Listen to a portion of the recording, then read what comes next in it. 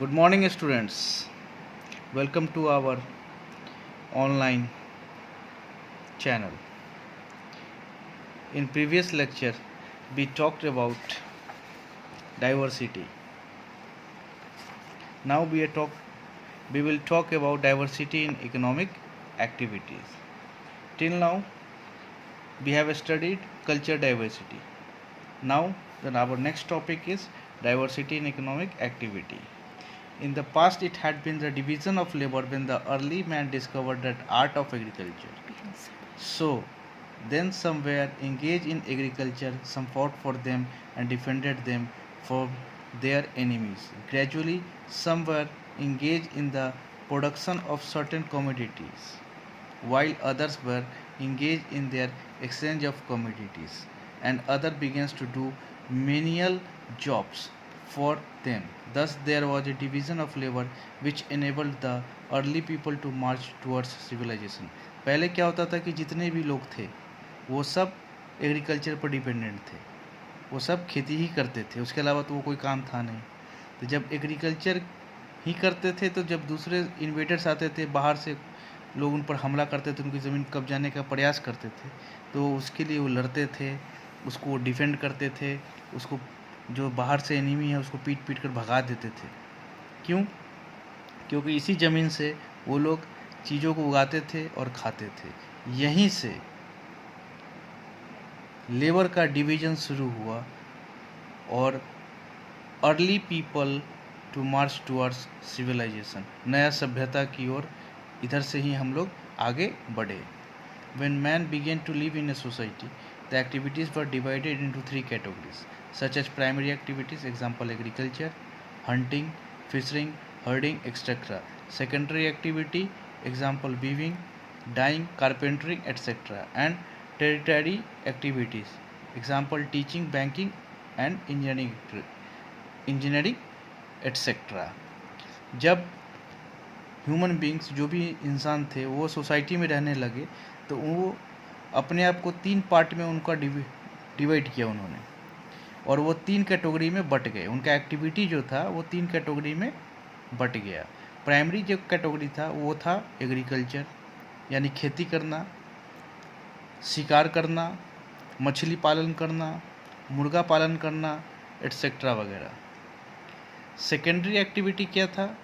जो कपड़े बनाते थे, यानी कि जो बुनकर थे, जो घर में लोहार का काम करते थे, कारपेंटर थे, जो कपड़े को तरह तरह का जो रंगीन कपड़े आते हैं उसका डाइंग का काम था, वो सब करते थे। और जो लास्ट था वो था एकेडमिक्स का काम था, यानी कि सोसाइटी में जो वाइट कॉलर जॉब्स जिसको बोलते हैं, यानी कि जो टीचर थे, प्रोफेसर थे, बैंकिंग यानी कि बैंक से जुड़े हुए काम सब, या फिर कोई लोहे का औजार बनाना, वो सब इंजीनियरिंग का काम वगैरह करते थे। All this activities are important in society, क्योंकि सोसाइटी में जब तक ये सब चीज़ें नहीं रहेगी तब तक सोसाइटी चल नहीं सकती। Thus all the human beings are engage in this type of activities in such as primary, secondary and tertiary. मतलब जितने भी सोसाइटी में लोग रहते थे वो तीन ही एक्टिविटी में काम करते थे, प्राइमरी, सेकेंडरी और tertiary.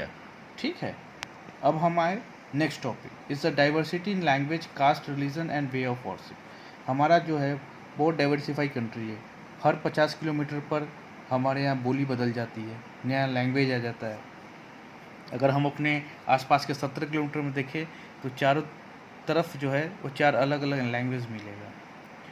It is interesting to know that language changes after every 30 kilometres और so. In India there are 22 national languages. भारत में 22 नेशनल लैंग्वेजेस हैं।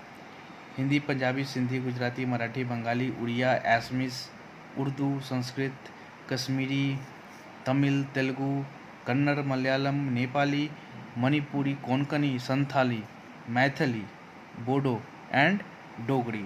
ये 22 लैंग्वेज जो है ऑफिशियली इंडिया में है, और इसके अलावा पता नहीं और कितने सारे लैंग्वेज है जो ऑफिशियली नहीं है। जैसे एग्जाम्पल भोजपुरी, हमारे यहाँ भोजपुरी भी लैंग्वेज है, लेकिन वो कॉन्स्टिट्यूशन के 8th शेड्यूल में शामिल नहीं है, फिर भी वो लैंग्वेज है। There is a great diversity in religions also in India. Hinduism Buddhism, Christianity, Jainism, Sikhism, Islam, etc. are followed by various sections of the Indian population. हमारे यहाँ डिफरेंट तरह का रिलीजन भी है, जैसे हिंदू है, बुद्धिस्ट हैं, क्रिश्चियनिटी है, जैन हैं, सिख हैं और मुस्लिम्स हैं, ठीक है। और ये सब अलग अलग इतने सारे लोग हैं, सब अलग इन धर्मों का मानने वाले बहुत सारे लोग हैं। They have followed by various section of Indian population. They have their separate ways of prayer and separate festival. इनकी पूजा पद्धति जो है वो हर किसी से अलग है, सब डिफरेंट तरह के, सबका इनका अपना अपना पूजा पद्धति है। The Hindus worship their gods and goddess temple. Muslim offer nawaz in mosque, while Sikhs sing hymns in gurdwara, and the Christian offer prayer to God in church. Children born of the same parents have different habits, liking and food habits, but we are all children of one God. हमारी पूजा पद्धति अलग है, फिर भी हम सब एक हैं, हम सब एक ईश्वर के संतान हैं। Now, how can we begin to recognize diversity as strength? हम अपने आप को रिकॉग्नाइज करने लग गए कि हमारा डाइवर्सिटी में ही स्ट्रेंथ है, यानी कि हमारा जितना हम डाइवर्स हैं, जितना हम अलग हैं, फिर भी हमारी उतना ही यूनिटी है। We need to recognise our diversity well and use them as our strength. This difference and inequality are more imaginary than real. According to Dr. R.K. Mukherjee, in spite of all the diversity in different fields, physical, social, linguistic, culture and religious, there are fundamental unity of India underlying this diversity. R.K. Mukherjee ने बोला है कि हमारे यहाँ जितना भी diversity है, कितना भी हम अलग हों, रिलीजियस हो, कल्चरल अलग हो, हमारी भाषा अलग हो, लेकिन फिर भी हम लोग एक हैं, क्योंकि हमारा जो डाइवर्सिटी मतलब अनेकता में एकता है।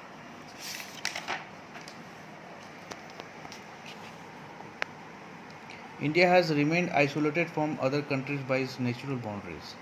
These boundaries have separated it from the rest of the Asia and Himalayas in the north, and the Assam hills in the northeast, and the Suleiman range and others mountain in the northeast and the eastern, and the western Ghats in the south have kept it aloof as a separate, single part of a globe. In ancient time, and also according to our religious literature, the entire country has been mentioned under one name, Bharatvarsha. See this is the map of India.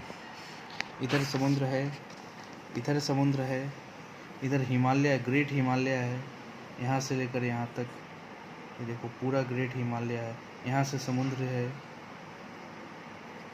तो हम सिर्फ ये हमारा यही जो zone है जहाँ से हमारा लैंड इसके साथ मिलता है, अदरवाइज हम सबसे अलग हैं।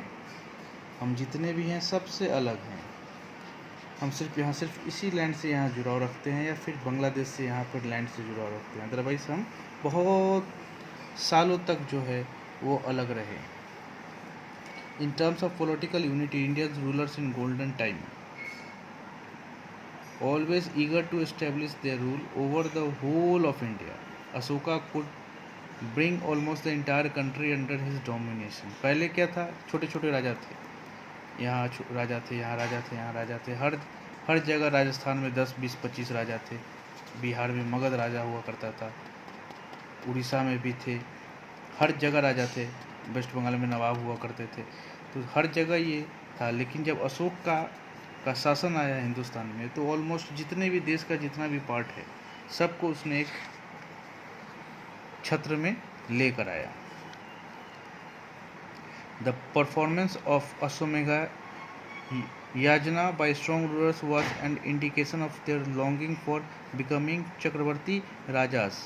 Alauddin Khilji and Muhammad Tughlaq has also attempted to conquer the whole of India. Akbar and later in the British rule gave India political unity which was not known before, according to Dr. A.V.A. Smith. पहले जो था उस चक्रवर्ती सम्राट बना जाता था, उसके लिए अश्वमेध यज्ञ किया जाता था। जो अश्वमेध यज्ञ में घोड़ा को छोड़ा जाता था, अगर घोड़ा को किसी ने पकड़ लिया तो उसके साथ युद्ध होता था। अगर युद्ध में उसको पराजित कर दिया और फिर वो घोड़ा जो है फिर वो चल पड़ता था, और जब घोड़ा सारी दुनिया घूमकर वापस आ जाता था तो वो अश्वमेध यज्ञ संपन्न होता था और उसको बोलते थे चक्रवर्ती सम्राट, यानी कि पूरे शासन अपने हाथ में लेने को बोलते थे चक्रवर्ती सम्राट। बाद में ब्रिटिश आया और ब्रिटिश ने भी पूरे हिंदुस्तान में रूल किया। मुगल थे, मुगल ने भी रूल किया, लेकिन वो संपूर्ण साउथ इंडिया छोड़कर वो ऊपर में महाराष्ट्र तक रूल करते थे। लेकिन ब्रिटिशियर्स के आने के बाद वो सारे हिंदुस्तान पर रूल किया। India therefore possesses and always has possessed for considerably more than 2000 years ideal political unity। Bharat जो है 2000 साल से पहले का पॉलिटिकल संस्कृति रहा है और बहुत बड़ा देश और गणराज्य रहा है। India has been a country in which different religion such as Islam. India का एक ऐसा देश है जहाँ पर डिफरेंट रिलीजन हमेशा रहे हैं, सच एज इस्लाम रहा है, हिंदुज़म रहा है, जैनिज़्म रहा है, बुद्धिज़्म, सिखिज़्म, जोरोएस्ट्रिज्म, क्रिश्चियनिटी और प्रैक्टिस आर फॉलोड। यहाँ पर प्रैक्टिस भी किया जाता था ये रिलीजन को और लोग उसको फॉलो भी करते थे इस रिलीजन को। India as a nation has absorbed all the religions that come into its fold. Every religion has the right to worship, to pray and to make holy places by its choice. Freedom of worship is granted to all citizens. They may follow any one of none of the religions. There are no state religion. We are all bound by the common religion, the religion of being an Indians. Thus, in spite of diversity of color, race or religion, language, the unity of people, right from Himalayas in the north to Rameswar in the south and from Assam in the east to Gujarat in the west, as is established fact।